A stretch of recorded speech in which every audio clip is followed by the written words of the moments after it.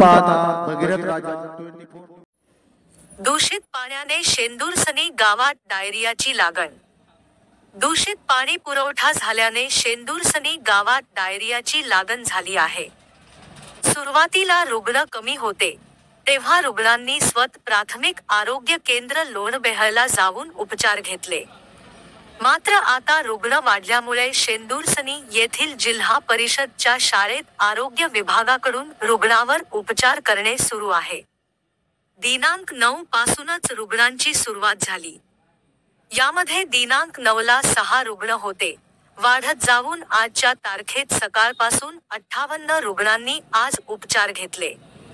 5 दिवसात एकूण 75 रुग्णावर आरोग्य केंद्र लोणबेहळच्या चमूकडून रुग्णावर उपचार करण्यात आले आहे, असे CHO एकनाथ केंद्रे यांनी माहिती देताना सांगितले. काही रुग्ण खासगी रुग्णालयात जाऊन उपचार करून घेत आहेत. गावकऱ्याच्या मते एकूण रुग्णाची संख्या 300 च्या घरात जाऊ शकते, असे गावकरी सांगत आहेत.